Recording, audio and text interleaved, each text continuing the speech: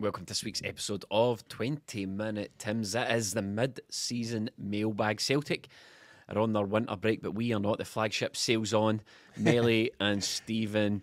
A couple of days into the transfer window yet, nobody's arrived. Absolute disgrace, and that's what we're here to moan about. Outrageous. What is that? What, a week? No, basically into the transfer window. That's absolutely outrageous. Aye, at the 8th, which is absolutely disgusting, quite frankly. It's unacceptable. How much money's landed in Brendan and Mr. Law's bank accounts since the window?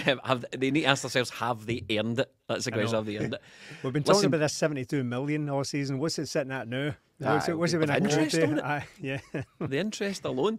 Listen, what we've done is we've reached out to our Patreons, patreon.com/20minutetims, if you want to get involved in such fun and games as this and get extra videos, podcasts and writing from us all through the winter break. And we've asked them to send in some mid-season mailbag questions. So it's a special. We've reached out to the patrons. They've sent us in some questions. So don't blame us, basically. Don't blame us for the level of intellect, for the level of engagement on this. So we'll find out what's in this bulging mailbag. Did you guys get a wee look at it beforehand, or is it just am I keeping that secret? No. All right, okay. So I prefer to do it that way, to be honest. So the reactions are organic. So you're shooting for the hip. Listen, I've filtered some of the questions out. Thank you to everyone on Patreon that sent us a question. Some of them are a bit too risky for the public audience, but if you want some X-rated content, a couple of blue jokes, then patreon.com. After hours? Is it going to be Patreon after hours? Yeah. TMT after hours. Like that sexy Hollyoaks thing that used to be on Channel 4. Remember they used to stick one on at 9 o'clock? It's going to be a bit like that. What did a they call raunchy it? version. Hollyoaks After Dark? Aye, something like that. What was it? TMT After Dark. You can get that on patreon.com/20minutetims. Quickly turn it into OnlyFans. Right, first up, from Sean Salmon, are we buying Bernardo? Melly, Stephen, we've got an exclusive piece of Patreon content out right now, mid-season report card, where we go through the squad and we rate the players on how well they've done this season. And the one big caveat, as it was filmed about 3 weeks ago, was before he became Player of the Year. Basically. Yeah, before he arrived on the scene, was Bernardo's performances. So are we going to sign him, or should we sign him, Melly? Of the last 3 performances, we should, but look, we've had months of him not doing anything, so I think it's a case of right now it depends on the fee and all that, but look, we've got him on loan for the rest of the season, so let's see how he gets on. Let's see if he can build up consistency. If he puts in performances like he has done over the past 3 games, definitely, but Celtic have looked a lot better with him in the team. He's added goals to his game and he's not there yet, but a potential Hun scalper on the horizon. Right. So I think if the fee's good, if he continues this, then it's a bit of a no-brainer. But saying that, 3 weeks ago, you could have said it's a no-brainer to send him back in January. So I think we'll just need to let it play out. I don't think there's any rush for it because of we've got the fee there. So I think we'll see how he gets on the rest of the season. But if he keeps this up, to have him, Hatate, McGregor and O'Reilly, we need 4 or 5 good midfielders, and he's going to be one of them, but he needs to keep this up. I don't know if anyone has ever properly discussed, ever really properly defined what the scalping threshold is, because it's not 1 goal. It's definitely not 1 goal. That simply puts you in there with your Badir El Kaddouri, stuff like that. That's your all Lee that Nailers. does for you. Your Lee Naylor. So I wonder what the absolute... what the threshold is to be more than labelled 3. I'd suggest so. There need to be a winning goal in there as well, I'd say. Yeah, that's very true. So I think Bernardo, the thing about Bernardo, though, Stephen, is that what I've seen from him in the flashes that I've seen from him, I've been impressed. Yeah. It's particularly recently, he's impressed me in some of the Champions League games as well. But just strangely, he wasn't getting picked because Brendan was having a bit of a brain fart with his selections, and he couldn't really decide himself who he wanted when he wanted them. And Bernardo was in this strange position where he was only getting picked for the most difficult games, and then the sort of stuff that you would consider easier, but the stuff that was tripping us up, he was nowhere to be seen. Yeah, and even when Bernardo was being picked for domestic games, I think he sort of struggled to imprint himself on the games, and he was failing to display any sort of standout attributes that made him stand out as like a must sign or even a must pick. He just came across as one of these midfielders that comes in and sort of floats through games, never really properly getting forward, never really properly being defensive. I likened him to like a Massimo Donati or a Mark Crosas, a nice enough tidy player and all that, but never really took hold of the game or anything like that. That is until the last 3 games where his talent is there for all to see. And the thing is, though, when we said like let's get Bernardo signed. We put out a YouTube clip saying that it's time, just get it done. But the problem with that is a lot of people got back to us and said they totally agree, just get the deal done, whatever it is, pay it, double it, whatever, after the Rangers game. But a lot of people were saying, right, relax guys, come on. And it did make me think, we were in that kind of post-derby haze. I think what we were doing there, a derby is kind of the equivalent of when you're like on something at the Arches or Liam something. Hayes, You're there's another one. Aye, The one goal. You're making these like grand plans that you and your pals are starting businesses together, and you're going to go away travelling, and you're all going to move in together, and then tomorrow morning you wake up and think, what was I agreeing to last night? And then Peter Law was like, I paid £6 million for Paulo Bernardo after a goal in a derby. So I suppose that it was worth issuing a slight calm down. But the thing is, I think we need to get out of the idea that if it truly is 5 million, several There's several a lot of fees have been rumours going about, shouted. isn't there? Yeah. That it's as little as 2.5 now. Well, even if it is 4 or 5 million, a few people said to us, I would love him, but not at 5 million. I would maybe pay 4, and I'm just like, well, is this just the going rate for what a good player? Like, this is the purpose of a loan for like David that. Turnbull, more or less. Well, I suppose so.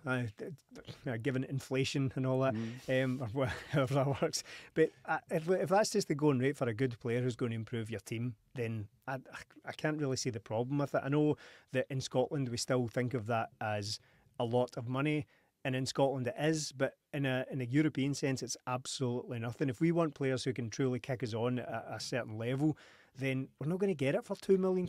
We've tried that so many times. And that's the difference. Like the point I was making about the David Turnbull thing, like the difference of 4 million and 5 million between a player is nothing. You don't get a much better player paying £1 million extra. No, you're not going to definitely not. No. And you're no. And what are Celtic going to do with the $1 million they saved?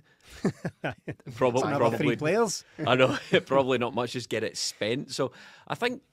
For me, I think Melly, I think you're right there. Just you need to sort of give it. There's no rush.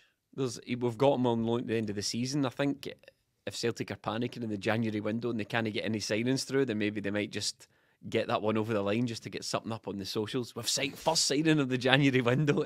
It's Bernardo. Next up, new contract for Liam Scales. But I think I would give it the next couple of weeks, next couple of months, and see where we are with Bernardo. But I'd have no beef at all now. Seeing what I've seen from Bernardo. If we had signed him in the summer, if we had just went out and paid £4 or £5 million for the guy and seen what I'd seen so far, I wouldn't really have much of an issue with it.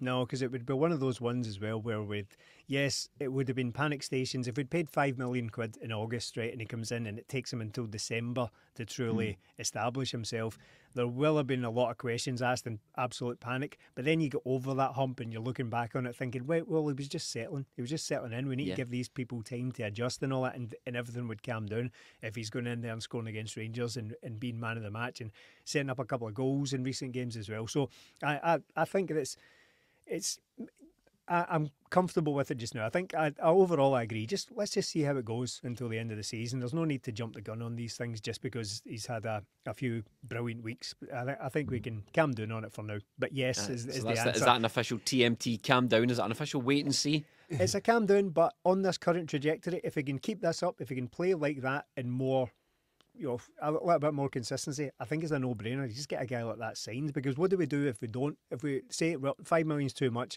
do we spend another 2 years trying to find a guy who is kind of as good as Paulo Bernardo, signing guys from maybe Korea and like that is? Well, it's kind of an endless cycle, really. But that's another thing I was going to come on to. With Bernardo, we have a known quantity here that we could go out and spend the money on. Do you take that 5 million and risk it on someone else? Because we know what Celtic's track record's been like so far.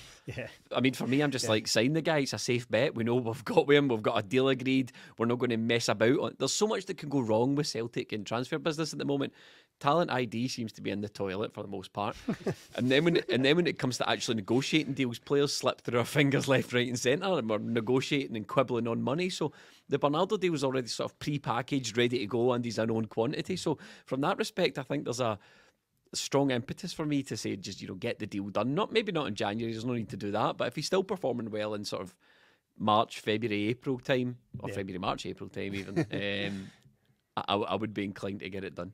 I suppose the other danger is that despite the fact Celtic have got an agreement in place, if he gets even better, then it quickly becomes out of Celtic's hands because it It's all done hinges him on. to agree. Aye, it's all down to him to agree. Eventually, if Celtic are like that, we should have signed this guy in January. If like West Ham and all that are Well, coming that's in the for most him because he's Celtic been thing. brilliant. That's, in fact, Yeah. that is the most Celtic outcome, isn't it? The most Celtic outcome is this guy performs brilliantly, starts attracting interest from the likes of like West Ham, Fulham, some Premier League, Midland Premier League clubs, and immediately we're just not in the conversation anymore. Yeah. Next up, we have a question here. Let me just bring my little graphic up. Greg Taylor. Does Greg Taylor receive more criticism for subpar performances than Alistair Johnson purely because he's Scottish? Martin Melly. I think there could be something in that, to be honest. I think because Alistair Johnston has been signed and we didn't have any previous with him, then we instantly think he's better. But I think when we signed Alistair Johnston, he was a better player than Greg Taylor was when he signed. So it's quite difficult to really specify. But I think there is something in that. I think Greg Taylor's just one of these guys who is always just going to be that guy that you always think you can do better. And look, I think that's always going to be the case. That doesn't mean he's a bad player or he has been a bad player for Celtic, but I think you can go out and get a better player than Greg Taylor. But Celtic just don't seem to be able to do it. I see a pattern emerging every time we're discussing a player. We're like nervous, aren't we? We're like, I mean, in theory, you should be able to go out and get a better player than Taylor, well, but we don't trust Celtic to do it. You know, in theory, we could take our time in Barado, but we don't trust Celtic to do it. And I think it's the same thing. Like Celtic brought in Greg Taylor on deadline day. All right, Greg Taylor is not a guy you go out and get on deadline day. If you could have got him in the 1st of June, if that's the guy you wanted. He was brought in because other targets fell through. Apparently it was Aaron Cresswell Celtic were trying to get at the time. So Celtic have always been trying to get somebody better, but look, we've seen it's not easy. Players have come in since Greg Taylor's come in and he's been the one that's held it down. Even when he was there at first, it was Bolingoli, Hayes and Taylor. Taylor didn't hold down the place until Ange came in, really. He wasn't playing in that 3-5-2 formation. Ange came in and sort of changed his game a bit and he's shone in that role. But I still think for going forward, goalkeeper, left back, right winger, three positions that Celtic have to get better in. That doesn't mean Greg Taylor's a bad player. He's been good, he's been consistent for Celtic, but he simply can't do what some managers want him to do, and not every manager plays inverted fullbacks, so we need somebody that can do more than that. Stephen, I was having a look back some old thumbnails from the TMT archives on YouTube there yesterday, and we had one last season called the caption on it was Greg Taylor MVP question mark. Right, okay. Yeah, I mean, look, I think last season, at points last season, Greg Taylor was absolutely excellent. I think he was at the heart of a lot of good things that Celtic were doing. Scoring goals. Scoring goals, yeah. He scored quite recently as well against Dundee, St Mirren it was. So, I mean, he's still doing that on occasion. But for whatever reason, Greg Taylor, and I don't really know the reasons why. I think maybe the unfashionable Scottishness of a player like that maybe does hold. Do you think people there's anything back? in the sort of the difference in quality? I mean, has Greg Taylor and Alistair Johnson, has one been much better than the other? I think No. the sort of Well, I think that's what the questioner's getting at. I think it's like both of these players have been performing almost identical, but Greg Taylor gets pounded every single week, and AJ is just like his performances up until recently have been relatively uncriticised. I think there's something in it, and what Melly says is right as well about how I think first impressions matter a lot when it comes to fan bases. So the other example we've often used is Carl Starfelt, who never really seemed. That's not true. It's not that he never shook it off, but for a certain element, there was always that lack of trust in Carl Starfelt because of the bad start he had. There was always that. Still, people calling him a bomb scare, despite the fact that his record with Carter Vickers is absolutely ridiculous, and they never lost games together. They just didn't do it. But there was always that hint of but he's good until he's no. It's going to happen any minute. It's all going to blow up in our faces. So there was that wee bit of kind of mistrust in Carl Starfelt. It's less true to say that of Greg Taylor, but I think maybe it's just been that kind of thing where he failed to establish himself. You think about his first season, and it was Bolingoli. So Bolingoli was the other guy there. Eventually, both of them lost their place, and it was Johnny Hayes that took over. So Greg Taylor wasn't really featuring all that much in his first season. When he did, he was just okay. That is against the backdrop of having to replace Kieran Tierney. How do you do that? in Scotland. How do you do that as any kind of signing from Kilmarnock? How do you replace Kieran Tierney? So maybe that has set up Greg Taylor for a lot of hard work ahead of him to try and convince people. And maybe that never happened for some people, and that's what leads them to get criticised when Alistair Johnston, I think, is probably an element of, one, the shiny new toy that comes in. We always love new signings coming to the club. Two, Alistair Johnston's a very likeable guy, and his approach, his demeanour on the pitch is such that fans really buy into that kind of thing, you know, and that's obvious that he's a total warrior out there. But in terms of performance, I think Greg Taylor, for whatever reason, doesn't seem to carry that trust with him, despite the fact he had 2 absolutely brilliant seasons there. It's always a kind of, aye, but it's a bit to go wrong for Greg Taylor. Yeah, I feel bad for Greg Taylor on that. I really do, because I'm guilty of it as well. But no matter what Greg Taylor does, no matter how good he performs one week to the next, his head's always on that chopping block, isn't it? We're always like that with him. You dodged, you dodged the guillotine this time, young man, but it's coming for you next. I think the European games play a part in that, don't they? Because it seems to be MD with a bit of pace and power just breezes past them, and it's like, that's the one thing he's Bodo Glimt was a bad one, wasn't it? Yeah, that's one thing he's not going to be able to do anything about. It's just genetics in it, as Gordon Strachan would say. Yeah. So I think that's a thing. But he looks fine in Scotland, that's fine. But again, we're wanting better than that. We're wanting to progress further than that. So I'm not against having Greg Taylor in the squad. He's a good player, but I still think to push on, Celtic need to go for somebody better. But I suppose just to sort of put a bow on it, so you agree with the questioner there, you agree that, yes, sort of, Alistair Johnston sort of, is he due equal criticism this season than Greg Taylor? Well, I think we spoke about it a couple of weeks ago, or last week rather, after the Rangers game. Alistair Johnston was dreadful. It was absolutely terrible. I think if Greg Taylor had turned that in, and Greg Taylor has been capable of that in the past, some woeful fullback performances against Rangers haven't been forgotten about. Juranovic at left back was another one. Remember that absolute disaster he had. So I think Alistair Johnston has had bad games this season. I think he was quite exposed in Europe, similar to Greg Taylor has. But I suppose that feeds into the point as well. It doesn't really follow Alistair Johnston around as much as it does Greg Taylor. But there are probably countless reasons for that. I don't know exactly what it is. But on the question itself, is it because he came from Kilmarnock? Maybe. It could play into these things. There's always and a probably bit of that, does. isn't there? There's really always a bit of that. They're just always less fashionable. And I don't know why, because as far as footballing heritage goes, you know, Scottish football and Kilmarnock are leagues ahead of, where did we get, Montreal or something? But the Canadian league. So you would expect the guy from Canada to be treated with a bit more suspicion than the guy from Kilmarnock, but it's just not the case. So many people watching this going like, "Aye, but he was at Rangers as a kid as well, Greg Taylor, wasn't he?" So that's another, do you think that plays? Do you think I don't know if that plays? Do you think that plays into it for some people? I rarely remember that, to be honest. I think it does. I'm sure there's like a very, very slight minority that just can't wait to get rid of them. They want the club rid of. They don't want any Rangers. I probably hate Scott Brown. Aye. Well, he has a Rangers. He never won me over. No, never won me over. Right. Next up. Do you think Celtic's recent improvement in form will continue after the winter break? Do you think it depends if we strengthen or not? That's from Kieran Fallon. The upturn in performance, Stephen, that you said was much needed from Celtic. That's what you wanted to see.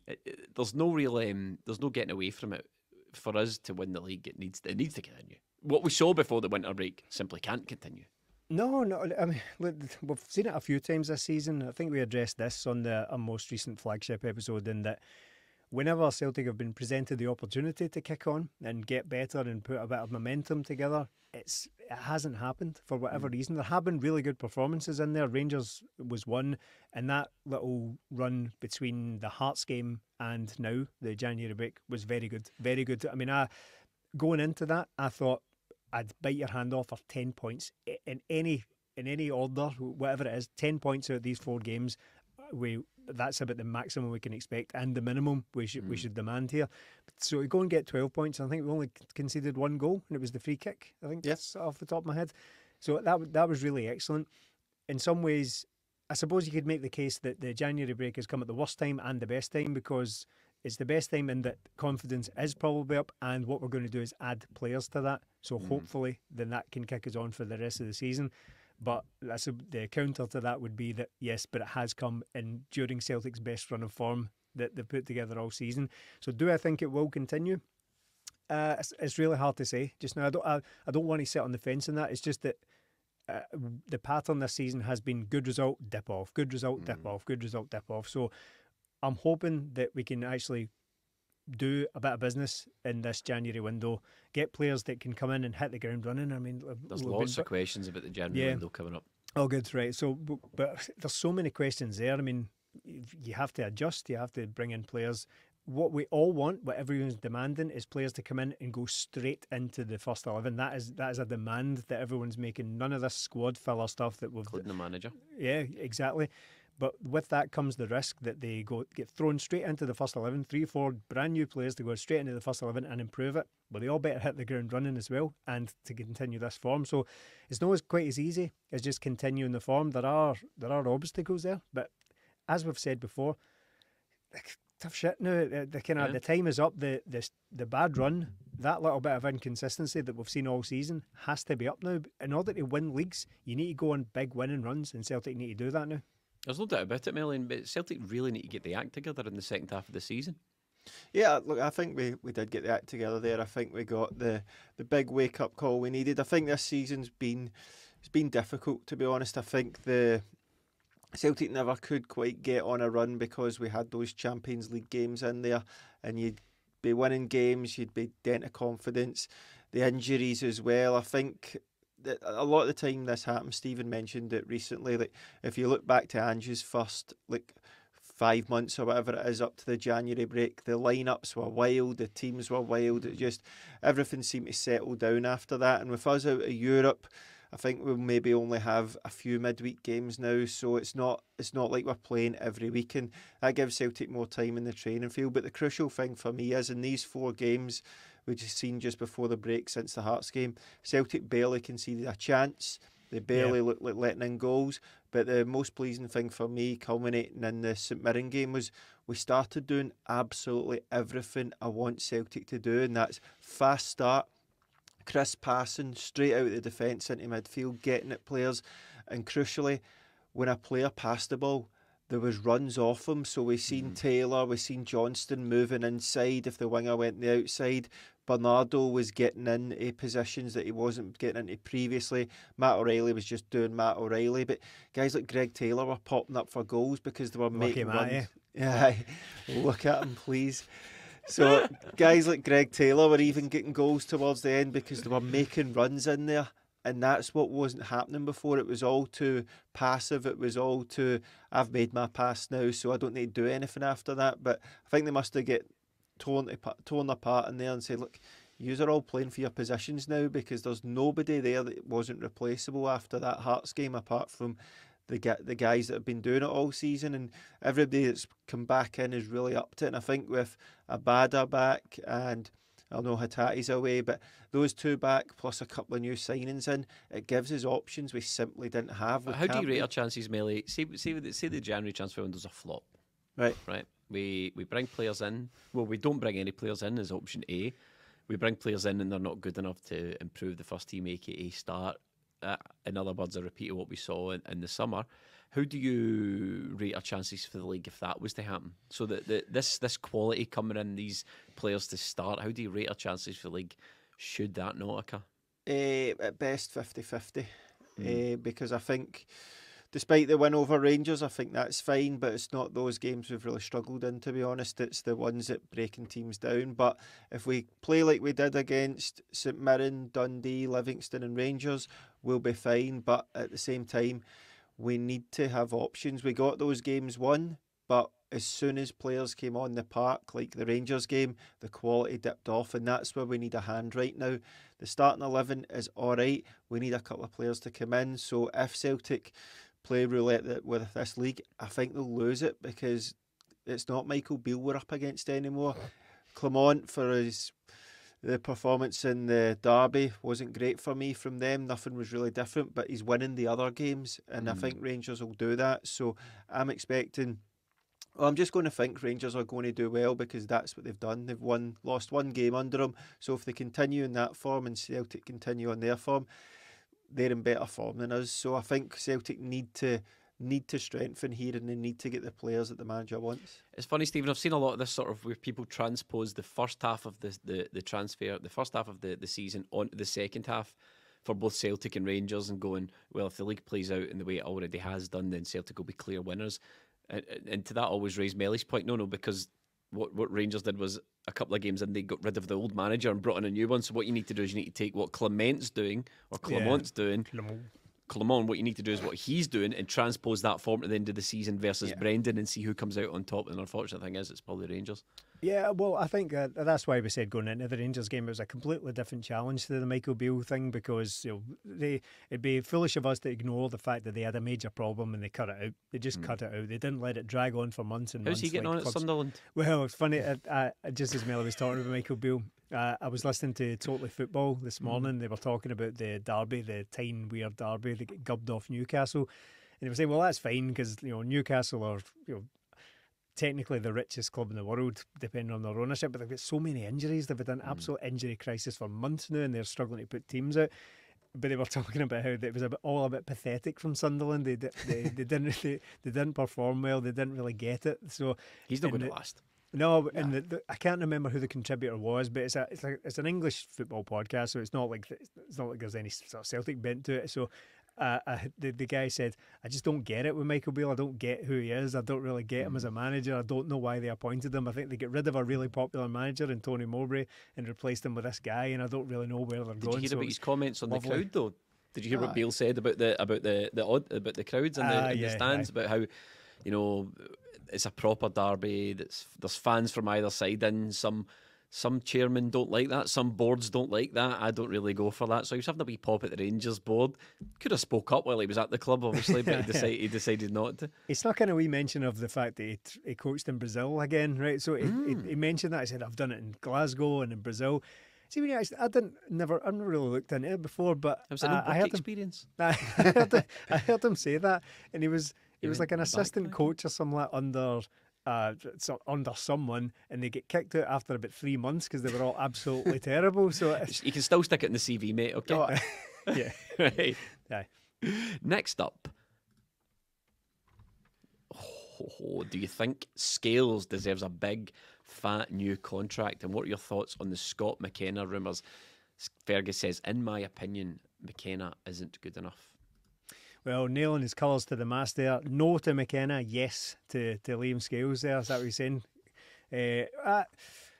No is my answer to the Liam Scales thing. And it's not for the reasons you might think. It's not just a case of, do you like Liam Scales, give him a contract. Do you not like Liam Scales, then don't give him a contract. I think it's more complicated than that. I think Celtic, in recent years, have been guilty of giving out sentimental contracts that everyone's okay with at the time, but then they lead to problems down the road. I don't think that's the case with Liam Scales. I think he's not like a Scott Brown or James Forrest, where the contract later becomes a little bit troublesome in that they've kind of given it beyond their use at the club. But Liam Scales, he's 25 now, one of the oldest defenders in the squad, and while he deserves recognition for his performances this season, that's absolutely beyond doubt.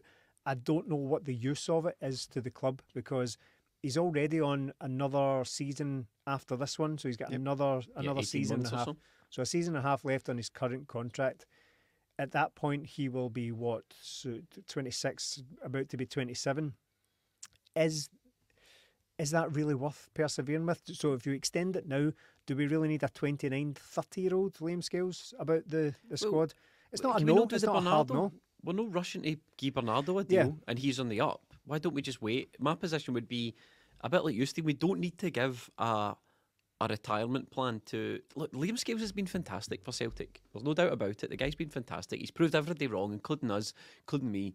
Every time we think he's going to slip up, he doesn't. He's faced every single challenge that's come his way, and he's put in the performances, heroic performances, as we've said in previous podcasts. That guy will put his head where some players won't put their feet, and he does it all in the name of the cause.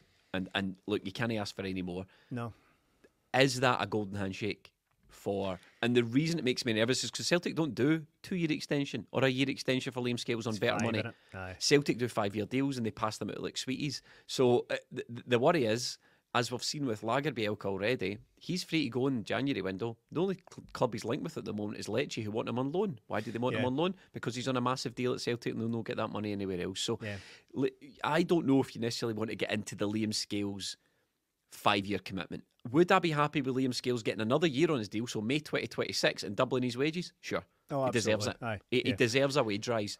Absolutely deserves a wage rise, the guy, because his performances from when he joined to now warrant it. So the guy deserves a wage rise. Does he deserve a 5-year deal that Celtic just love giving out? Nah. We don't need to pay off Liam Scales for the rest of his life. Just make him a very rich guy, and a year extension, perfect. Double his money, perfect. So I want to tidy my point up just before I move on and let Melly speak. I'm going to let you speak, Melly. But just to be absolutely clear about what I foresee happening in the future with Liam Scales is that everyone is keen to do this just now. Well, not everyone, but the point comes up and people are quite keen to do it, but keen to give him a contract at this juncture. So he's playing very, very well, has made the place in the team absolutely his own. No one has budged him all season. We've got so much competition in there. We've had an astonishing number of centre-halves have taken part this season. I think it's 7 because Starfelt played against Ross County at the start of the season. So we've used 7 centre-halves so far. And that's not even mentioning Kobayashi, who's also on a 5-year contract, by the way. Him, Kwon, Yang, they're all on 5-year contracts. And just to interject slightly, Stephen, all the talk is about a new long-term contract for Liam Scales. It's not about more money. All the chat is Celtic to reward Liam Scales with a new long-term contract. Yeah, but it's to me again. I just want to be clear about my motivations for saying no on it. It's not really about the here and now because I think he deserves recognition for that and a wage rise absolutely. But here's what I see happening going forward. What if it doesn't look like it just now? But for the sake of discussion, what if Nawrocki works out long term? Right? What if he suddenly becomes more and more established? He becomes the player that we signed, right? It doesn't look like it at the moment. He might be off in January just like Lagerbielke. It remains to be seen. He has been okay recently. But what if, even if it's not him, if it's someone else that comes in, say we sign Scott McKenna, and we'll come on to the second part. Say we sign Scott McKenna, then we've got Liam Scales on a 5-year contract and he's still hovering about the squad like Stephen Welsh is when he's 29, 30, 31, barely playing. Is that worth doing at this moment in time? Is it worth it for Liam Scales? No, well, maybe it is. I mean, maybe he's perfectly happy with his lot here, and he's contributing to the club I believe he supported. So that to me, that's my opinion on it. Is that we don't need to go rushing into it. See if it come the end of this season when he's into his last year of his contract, and it's just undeniable. No one's going to get past Liam Scales because he's been absolutely brilliant, and that's possible. Then maybe, but 2 or 3 years maximum. Just relax on it. I've been a bit fed up with Celtic's flinging around of contracts because you can't have it both ways. We can't sort of complain about the size of the bloated squad and we collect too much mediocrity in the squad. I'm not saying that's what Liam Scales is, but also celebrate the handing out of very, very long contracts to players who haven't proven themselves. That's not what Liam Scales is. Just give him a bunk. There's £1 million. You've been great. Brown envelope.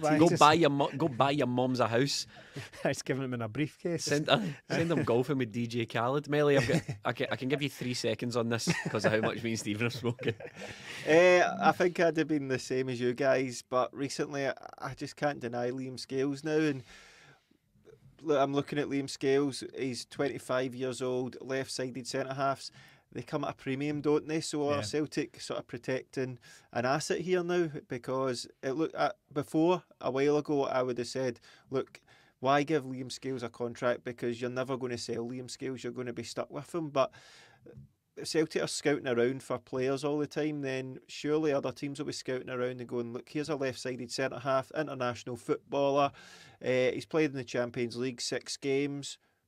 There you go, and he's played well. Pep loves a left-sided centre-half as well, you never know. We're going to get gazumped. But I think it's got to the point now where he's pretty undeniable for me anyway. Cameron Carter-Vickers has had a lot of injuries this season. Yeah. Stephen Welsh, I don't think he's injury-prone, but he seems to get injured all the time, and I'm saying that Yeah. because he's Always recent. different injuries. Yeah, it was a shoulder thing that can't be helped. So it seems to be every time he gets a chance, something happens to him. Nawrocki might be good or might not, but Brendan Rodgers simply hasn't fancied him, and Lagerbielke's on the way out. So if Celtic are looking at what good centre halves they have right now, it's Carter Vickers and Scales. So I think you'd want to protect that for me, and I think the guy has earned it. But at the same time, don't be dishing out 5-year ones, because I get. And I think Other lengths of contracts do exist. they do. They are available. 3 Yeah. years or 3-year It's up to you what you give them. Yeah, Eh, yeah. So I think We'll give if you another year with more money. I've heard of that in football. Yeah. I think I've Yeah. heard Celtic do it as well. I don't necessarily think that. I don't think you can do that, but I think it's 3 to 5 years, because if you offer that to Liam Scales, he's well within his rights to go, no, I'm a first team player here. I've played pretty much every game this season. I've barely let you down, and I've performed. You need to reward me with something. That's true. It's my career as well. But at the same time, Liam Scales has recently got himself into the Ireland squad. From what I hear, that means a lot to him, and he'll want to be in that. And I think he himself said to somebody, he realises he'll be on Celtic money, which will make it difficult if he was to fall out the team. But I think he's warranted his extension now. Like yours, I don't want it to be a 5-year one, because I think, like us giving it to Matt O'Reilly, Hatate, Kyogo, and all these big contracts going brilliant, then we go, oh, by the way, we've given a Bada one as well. You're like, why? Mm. Yeah. Why? It just doesn't make sense. With Liam Scales, I'd give him a new deal, but I wouldn't give him a 5-year deal. Okay, listen, we'll need to make this a 5-year podcast if we're going to take as long as we are through these questions. We are on question number 5. There are 14 in total. We'll see how many we get through. But if we speed up, we've got a better chance of getting through them. And here's the next one. What's had the most catastrophic impact, asked Paul McNally, on our stuttering season so far? The summer signings or our horrendous injuries? I feel that injuries to key players have played a huge part. Melee. Both. Okay. That- It's a difficult one. I think I would go with the signings, because I think with Celtic, the squad we have is decent enough, and I think if we had brought in decent signings, we wouldn't have felt the impact of the big players going out as much. So if we had brought in a decent wingers, then Yang wouldn't have had to play as much. Mikey Johnston wouldn't have had to play as much. James Forrest wouldn't have had to play as much. The fact that we brought in all these wingers and Palma's come in and been decent, it's no good enough. I think as well, Cameron Carter-Vickers got injured and Celtic brought in 3 centre-halves, and Liam Scales was the preferred one, and when fit, Stephen Welsh was the preferred one. So I think on that as well, that hasn't helped. And look, Celtic needed to improve a few positions in the summer, left back and goalkeeper, and we brought in neither, so it's not good enough. So I think if we had brought in decent players in other areas, it would have helped the players that were playing, or we wouldn't have felt the injuries as much. Oddly, Stephen, I don't think the injuries have played that big a part. I mean, Carter Vickers is a huge loss, but as Melly said, Scales has stepped in. The other guys obviously have filled in, haven't been that great, but Hatate... Just Hatate, aye. Yeah, Hatate's obviously a big loss, but when we lost him, he wasn't really up to speed. Now that's a bit of a... You can't really make that comparison, because would suggest that in all of those games he would never ever get back up to speed. You know, it might just be a case of that he needed a few games to get into the groove with Brendan's new style and all that sort of stuff. So Hatate's the biggest loss for me, but I don't think that injuries can be blamed for a stutter season. I think a manager struggling with the team that he had. I think that transition period that Brendan had with the team, I think that caused a lot of problems. But I think the overall quality of the squad and the lack of good players coming in probably caused it the most. Look, it's a much broader issue that I won't drag us into, but not improving the team in any meaningful way was garbage. It really was, looking back. Just unforgivable, to be honest. Palma, Bernardo now in the last 3 weeks, and that's it, really. I suppose there is a parallel universe where Mike Nawrocki is more of an established player by now, had he not get injured, right? Because there was that centre-half crisis at the start of the season where I think Carter Vickers, Welsh, Nawrocki was injured, so was... there were 4, I can't remember. Starfelt was injured when he arrived. Starfelt, of course, right. So Nawrocki comes in, plays a couple of games. Sorry, I just want you to put some respect on Nat Phillips' name. Yeah, who Nat Phillips, was of injured course, when he yeah. arrived, and he's now way back home. That's right. Oh, he came in. He came in as the emergency loan and wasn't fit enough to play for 4 weeks or something. Brilliant. So there is an alternative universe where Nawrocki is more of an established player by now, had it not been for the injuries. But so what? I mean, does that improve anything really? Because that just means you don't have Liam Scales this whole time getting man of the match in every second game and playing in Europe and being brilliant against Rangers and that. So I don't know if you can necessarily, like you, I don't know if you can necessarily make the case that these players being injured have really affected much. Of course, you want to have as many players available as possible to select from, but I just don't think any of these players would have made a significant impact. And Nawrocki's been fit for ages now and hasn't really been fancied. Hatate, yes. Abada to an extent, because you know that he can pop up with goals. He always has. But would he be featuring as much? Would he? He was always a wee. In his second season under Ange, he was a wee bit of a bit part player towards the end. So I don't think he would have been all that big a deal. But again, you want him available rather than not. But Hatate's been a big one, to be honest. I think we would have been much better with Rio Hatate in a more consistent basis throughout this season. Yeah.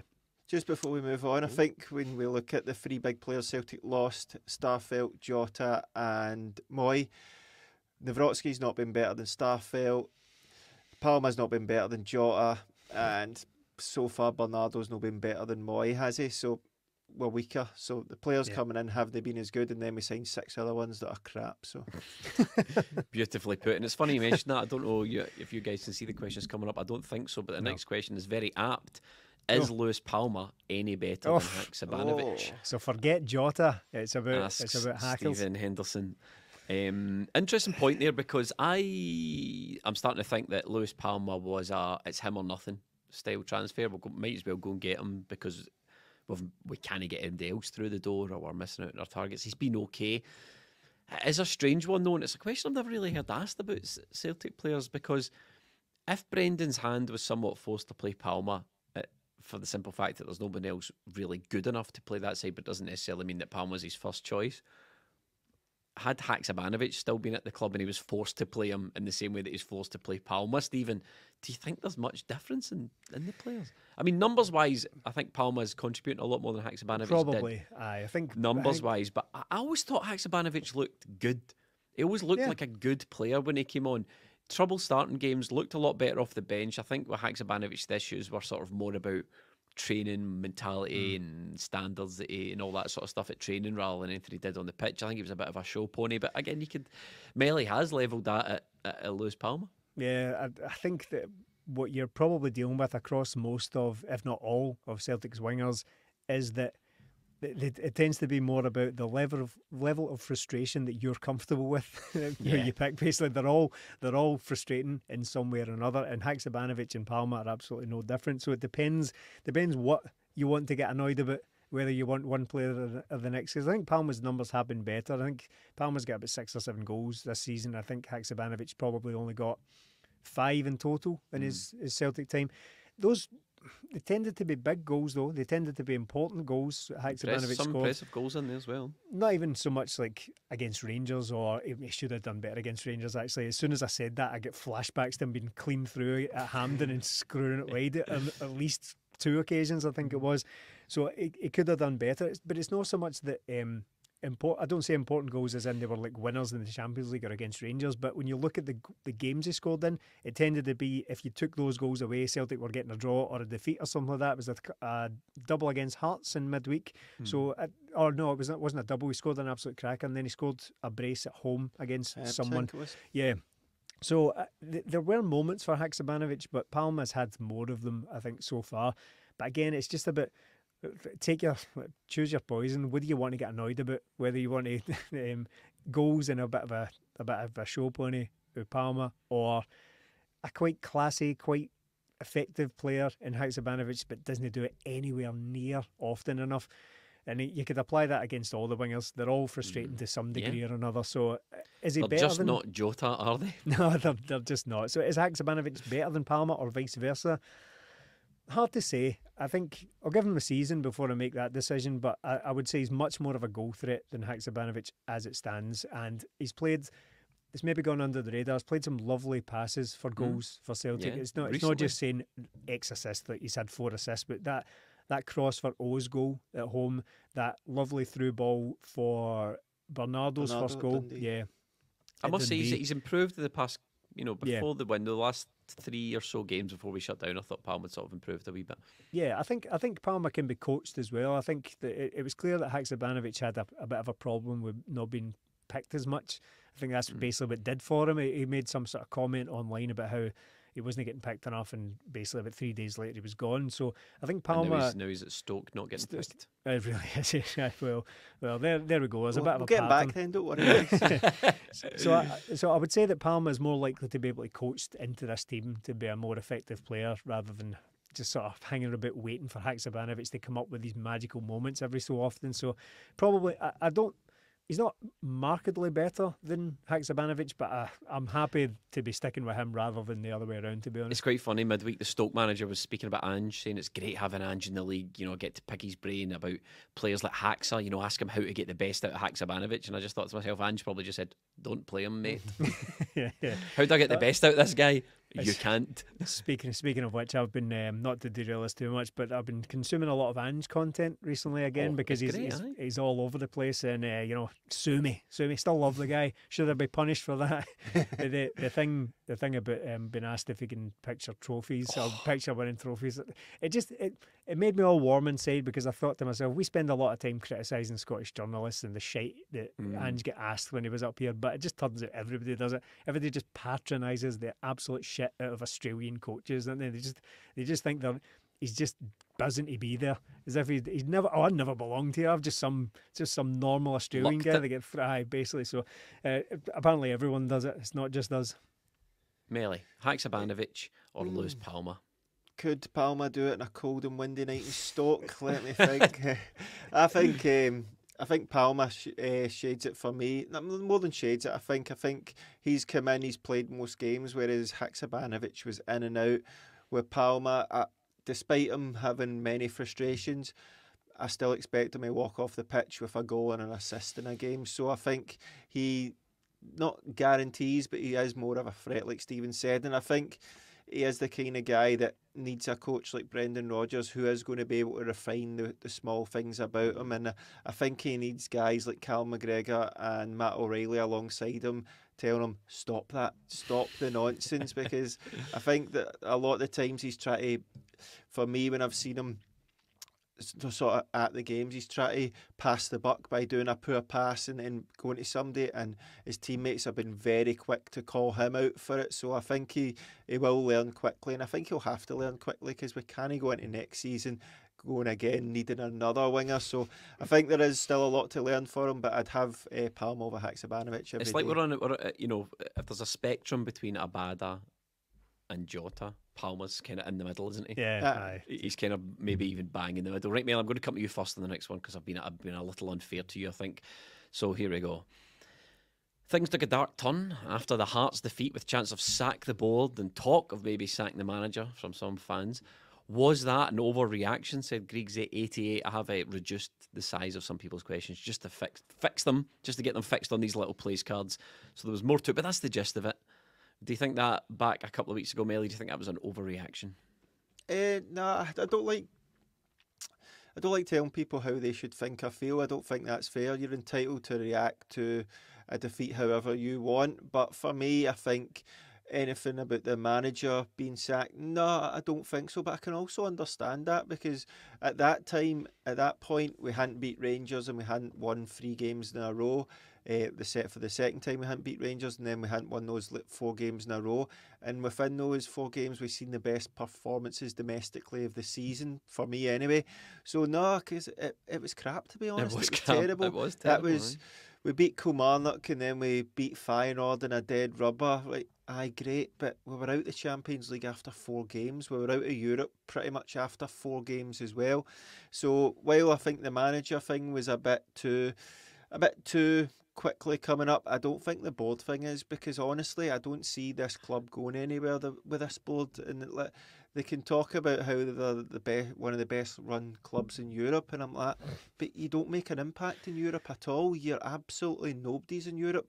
We are never the club that's having the big results, and I'm not having any of the crap that it's difficult in that, because look, all the stuff you've told us over the years, whether it be about transfers, whether it be about Europe, whatever it is, it's all been blown out of the water over the last few years. Ange came in, told us to get players quickly, and he done it. He told us that January was a difficult window, yet under Ange we had 3 or 4 players signed within the first week or so.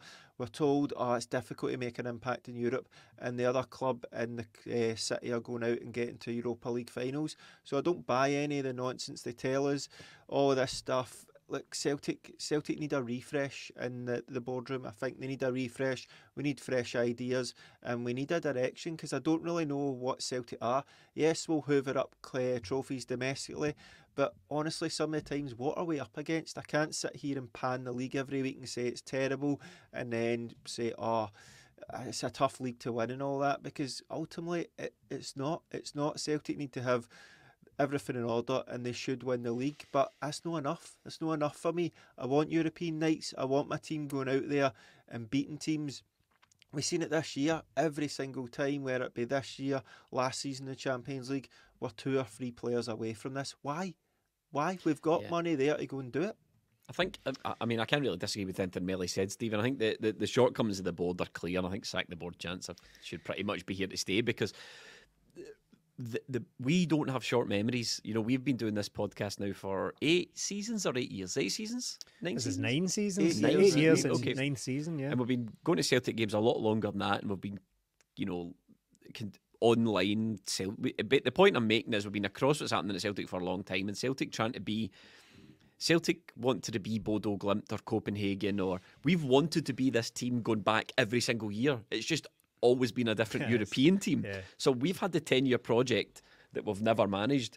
But, this season it's why can't we be like Copenhagen? Then a couple of years ago it's why can't we be Bodo Glimt? Then a couple of years before that it's like why can't we be Eintracht Frankfurt? Then a couple of years before that, it's like we always want to be the next thing. And this Nobody board ever wants to be Celtic, do they? Yeah, no, they don't.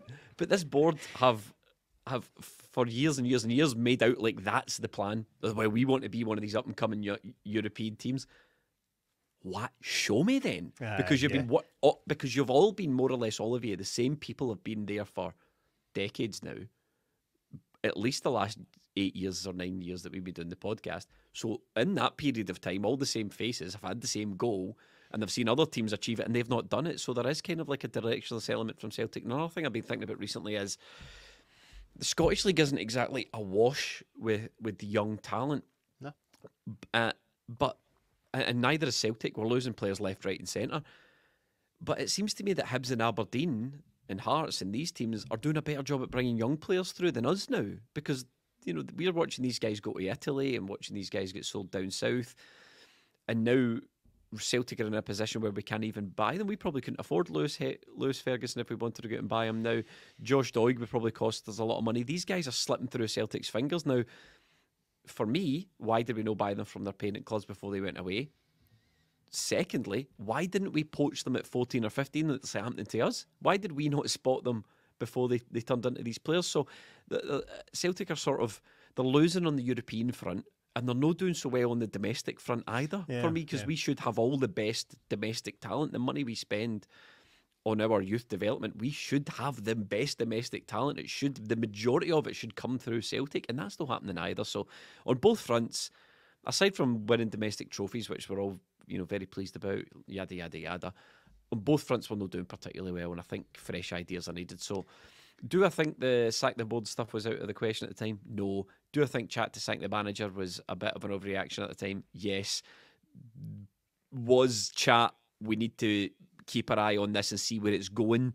Was that an overreaction? No, I don't think it was, because all signs were pointing to downhill. Yeah, and that makes sense. So, ridiculous signs, those. Yeah. Road signs just all come. It's like those road signs that tell you about a landslide and deer. You're like, what do you want me to do? Deer? I know. Sound. So, what I've always said about, see when celebrations, when pitch invasions happen and all that, and people say, celebrating as if you've won the World Cup and all that, that's not really how it works. What I've always maintained is that celebrations are based on the emotion you feel at the time. It's not as if you do the calculations and say, do you know what, scoring against Dundee in the 96th minute, isn't that great? I'll sit back down. That's not how those things work. And in the same vein, I don't think that the anger after the Hearts game was an overreaction, because that's just what everyone felt. It wasn't as if we all got together and thought, do you know what, we're going to massively overreact. It was just an outpouring of anger at the end of that game. I was there. It was. I think I described it after the game as the worst game I can remember having been to.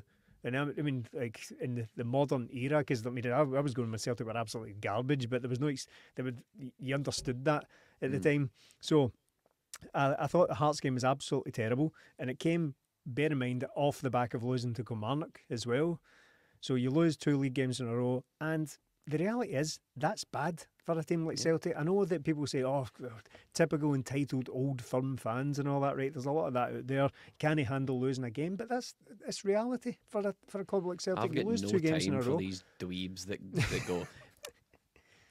We don't support the Glasgow teams, so we get to watch from the sidelines and laugh at everything you do. You're worse. Yeah. So I don't think it was an overreaction, and yes, with hindsight, it was over the top to question the manager's position. But while I never indulged in the sack the manager stuff, I was willing to, via our online community that we have in our Discord through the Patreon, right? I think it's a good community in there, and people in there are willing to have nuanced conversations and debates on stuff like that. So I think that I was willing to entertain the chat about where are we going? What is the point of this manager? If we're not seeing a style of play, if we're not getting the results, if we're not going to do this, we're not going to do that, right? So let's all try and come to terms with the fact that it hasn't worked out the way we thought it has, or thought it would rather. So at that point, I think the discussion is worth having, even if the end result of that is you arrive at, it'd be daft to sack the manager just now. I think the debate is a worthwhile one, and that happened, and I was happy for that to happen, and I engaged in it and said that I'm not seeing many reasons to continue in this manner, in this direction just now, because this season hasn't promised anything or hasn't delivered anything it promised on at first. But now that Celtic are better, again, it goes back to our very first question, I think it was, where we talked, one of the first questions about carrying on the form after this January break. That'll be telling. That'll be very telling. And the discussion might happen again. Is it telling as well that none three of us put our neck on the chopping block for Brendan Rodgers and went, no, he's got it. He can do it. Nope. I mean, that in itself was an option. The option was there to have faith in the manager that he would turn it around, that, this is a blip and don't worry about it. It'll come good for the end of the season because Brendan Rodgers got a track record. He's still a good man. That option was there. None of us took it for whatever reason. There were people who took it. There's a lot of people who took it for their own self-congratulatory reasons, I'm sure of it, just, in the hope that it would turn out okay so they could give everyone a told you so. But that option was there. None of us took it. And, Brendan will be watching this podcast and that's what he'll be thinking. He'll be looking at all three of us. He'll be in his Spanish villa conducting transfers. Y-Scout on one screen, the 20-minute Tims on the other screen, going, well, look, you're all enjoying it now, but not one of you were by my side. Not one of you stepped up. Probably Judas. only Fools and Horses third, I reckon. And another screen. But he jumped into Flamingos. Play some pool. Right, listen, next up. How many signings do you think we will get? The Brodge was saying we needed 4 around December time, but he recently said 1 or 2 needed. Transfer window question from Corey Good Mitchell at that, there. isn't he? He's been good at that this season, setting up expectations, and then about a week later saying, nah, I didn't say that at all. I'm here to make my mark in Europe, but also we need to be realistic. I need 4 players in the door, but also 1 or 2. And then my personal favourite was when, after the Rangers game, I think it was, he was asked about January, or before the Rangers, I can't remember what it was. So I think it was in between Rangers and St Mirren, but never mind. So he was asked about his January plans, and he said, "Oh, I'm not even thinking about that." Like, come on. He was spent about 10 weeks talking about how we need proven quality in this team. We need to fix all the problems in January. And then when he was asked about January, what's January?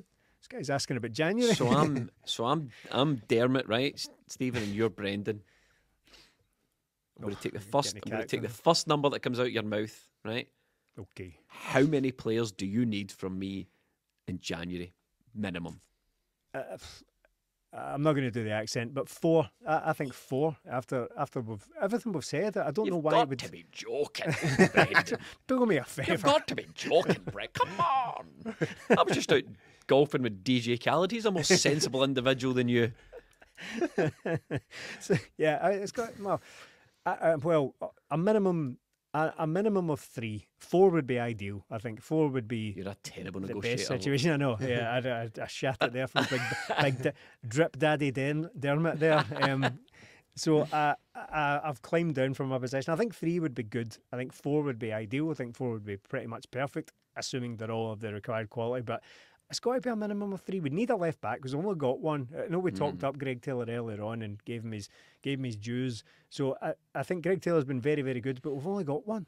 I know there's people saying, but Liam Scales could fill in, but why do you want us to go Never start going to happen. messing You're with not going that? to take your best performance centre half and stick him at left No, back. absolutely not. So we've only got one. Bernabei's, to all intents and purposes, completely gone. So we've only got one left back. We've only got one keeper, and he's creaking. He's getting worse and worse all the time. Joe Hart, God love him. Centre half now. Are we back in a centre half injury crisis? Carter Vickers, Nawrocki, did he go off injured? Or did he just get taken off as a bit of a. He was taken off, and Lagerbielke got maybe 20 minutes or something like that. Yeah, well, Lagerbielke's Offski. Yeah. Welsh is injured. Carter Vickers is hobbling. You know, we're at the stage again now, and Nat Phillips is away. We're sort of looking at it going, do we need a centre half in? And then there's a striker on the winger. So I think 4, 5. We're up to 5. I'm happy with the midfield now because Bernardo has shown himself to be more than worth his place in the squad. So I'm happy with midfield. Prior to that, I would have said maybe midfield because we're struggling with injuries there, and we're rotating that. It's either Turnbull or it's Home or it's whoever else just gets thrown in there and doesn't perform. But Bernardo is definitely worth persevering with. So I'm happy with that. But everything else, I agree with you that you've just listed there. Martin Melly?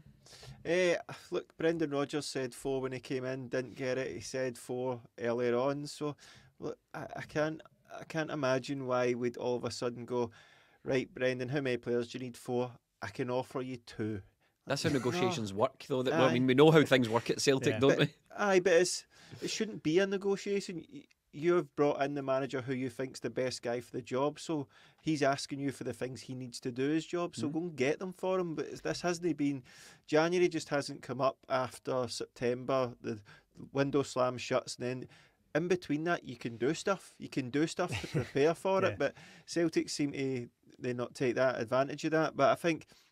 Look, we need 4 players. I'm tired of beating around the bush here. It's not as if this, we can get to the end of the season and go for there. Why? Because at the end of the season, we're going to need players as well. And this season, you get 8 Champions League games if you win the league. 8 Champions League games. We want to be a Champions League club. We want to be a European club. We'll go and prove it. Go and prove that you're again, playing Russian roulette with this league, because Celtic, if they get 4 players in and they're decent, we should win the league. And this is us.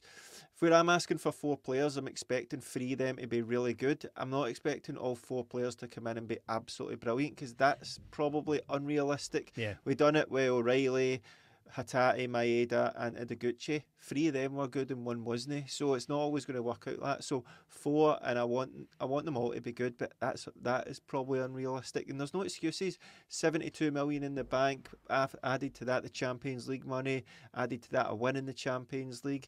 Celtic have got the money there. Go and do it, man. Reminded of the opinion that I held when this all kicked off, when we started to realise that the transfer window was a dud. If this wasn't Brendan Rodgers, if this was a brand new manager, if this was Jesse Marsh or whomever, unthinkable that he wouldn't be given the targets they wanted. Just wouldn't happen. Yeah. If this was a new manager. I think we've got time for 2 more questions, maybe 3, depending on how quickly we get through them. Next up, do you have faith in the board to deliver the quality, not quantity, which I think is a key difference, as we saw in the summer window, of the players that Brendan is looking for this January from Sean Divers. So this is a question, Stephen, about what you were saying, players to go right in the team. No 4 players that can contribute in some way. How many guys are going to start 70% of the games between now and the end of the season? Aye, and in many ways, I'd actually be happy with just consolidating, just tidying up the squad. See if you can get 1 really good winger in and get rid of 4 of them. That to me would represent something of a success. Just 1 good player in the place of all the 4 frustrating guys that we've listed earlier on. Do that in several positions, and you're starting to look like a really good squad. That tight squad of 23, 24 guys that we're looking at. If you bring 2 or 3 in, we go into every window thinking we could get rid of 12 players here, and we need 2 or 3 in. If we do that in this window, it'll be huge steps towards getting the proper squad that Brendan Rodgers and we all want. So that's going to take quality. That's going to take the required level of player to come in and make us realise that we don't need all this stuff. We don't need 35 players. We need 24 good ones. As simple as it seems, right? As simple as it is to say that, it's kind of all we want. Do I have the faith that the board will be able to do it? I have to, but in current track record, in current very recent history, there's nothing to go on to suggest that is going to happen, other than Brendan Rodgers basically saying, "Look, it's this or nothing. It's this transfer window, or I'm gone again." And that will just be, including Brendan Rodgers and including us, the fans, and including the board, it would just be a complete embarrassment for all involved if that happens. If we manage to piss off Brendan Rodgers to the point where he has to leave the club to save his reputation again, then that is absolutely mortifying, and it's an extinction level event for all involved. As that phrase term, again. Yeah, it's been a long time, but again, that would be completely unforgivable. They've done a lot of unforgivable things, the board, but to drive out Brendan Rodgers purely because they just cannot get transfers done, it doesn't even bear thinking about. It's their sole responsibility as a football club to get good if players they don't in. do it in this window, it's sack your manager or sack your son. Or both. Take your pick. Melly. Yeah. So sorry. So I don't have a huge amount of faith, but I have to. I have to just give them the benefit of the enormous doubt and hope that they can get the job done. Because quite frankly, the possibilities of not doing it again and losing not only the league but the manager is just unthinkable. Just it can't happen. So please just get it done. Come on, along the same lines as Stephen, but I think we'll find out in this window whether lessons have been learned, and see if they haven't. It needs to be changed, because Celtic going out and trying to get players under 24 on a certain wage, it's not worked. It's not worked. It's just simply not worked. We've had Bernardo, who's been decent, and we've had Palma, who's been decent. That decent's not good enough. We need players to come in and improve the team. So if there's any signings made, what has to happen is, are they going to start against Buckie, Thistle and the remaining league games? Yes. If the answer's anything apart from yes, just don't sign them, because the squad is littered with players like that. So don't do it. So Celtic, the board, the recruitment, whoever it is, need to learn the lessons. What you tried hasn't worked. It's not worked. So stop doing it. And if you want to bring in young players, that's brilliant. But what you need to do with that is supplement that with professionals so these guys can learn off. Celtic have stopped doing that. They had a good blend of it under Ange, and then they stopped doing it to just bring in young players. But if you want to be like Ajax, then you're going to have to go seasons where things don't work. So that's not good enough at Celtic. We need to win the league every year. So stop doing it, sort it, and get good players in. But do I have faith? Nah. I had a question about referees there, but it seems to have not transferred over from one. A conspiracy here. It's not transferred over from one to the other. There's a question there about how we think the referees are getting on. But look, but he's been got at, Melly. He's in the big pocket of big SFA. So the final, someone's going to release our audio of a pre-podcast discussion. Listen.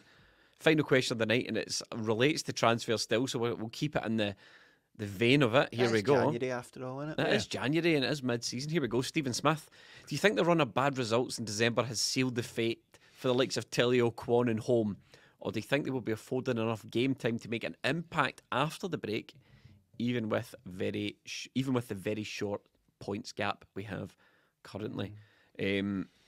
Awful. Melly shaking his head. Look, with the best will in the world, we all want these players to do well. I think they actually fall into two camps there. I think Tilio and Kwon you can more or less forget about. Aye. I think Thiago Home, Brendan Rodgers likes him. He's spoken well about him, says he needs to improve his upper body strength, needs to become a bit more physical for the role that he wants to play.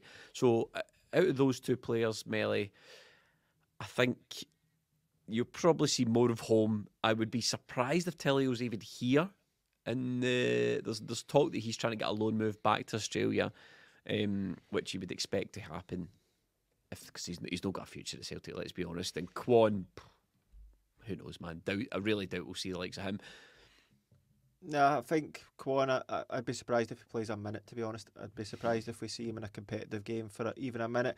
Telio, nah, it's not going to happen for him. Even if he goes away, still don't see it happening. Home, potentially, but in the games I've seen him, he's had a flick against St Mirren at home. But bar that, even the stuff that I expected him to do good, he wasn't really doing.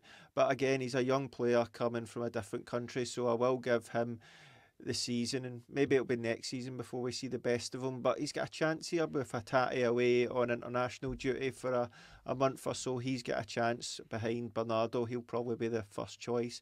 And if it comes to the end of the season and he's not playing ahead of David Turnbull, then questions need to be asked of him. He came with a decent pedigree, he came with everything you'd want Celtic to kind of sign, but he's been the sort of surprise out of all the ones. Kwon, after hearing about him, where he came from, and the scouting report we got from Alex, I was like, this guy's not going to play because Cal McGregor will play there, and it just doesn't sound good enough either. So, nah, they two out.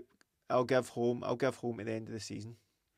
I don't know if recent results have sealed the fate any more than them just not being good enough already had. Like there's always 6 months of training. Yeah, well that's it. There's always this sort of need a run of games thing, and it kind of. There was a discussion as we record this just today in the Discord. Someone had said that we were about to give up on Lagerbielke despite the fact he hasn't had a run of games. But I mean, as you've just said there, Melly, the chances. It's training. It's showing yourself in training. There's a difference. How many 90 minutes has he played at Lennoxtown? Oh yeah, I know, hundreds now. Well, no, not quite, but dozens and dozens scores. But he's clearly no got it. Not everyone deserves a run of games to prove it. Like you don't just throw a guy in just to make sure. He's not good enough, but I better chuck him in for 12 games just to make sure. Just so we can all be absolutely absolutely shitting goals left, right, and centre. Yeah, we've only got 7 games left of this run of games. Brendan's looking like William Wallace. He's like, hold, this guy's going to come good, hold.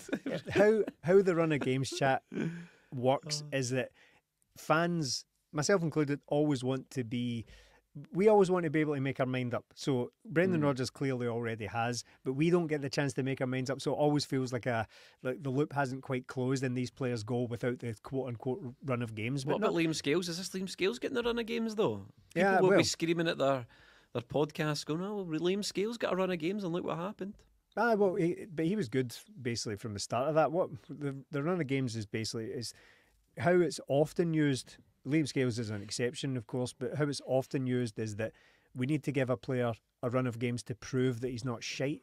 And that's not how it should work at all. Like, how can they improve? Can they get better with a run of games? Maybe. But you don't chuck them in and think, well, he's miles off it, may as well just keep playing him.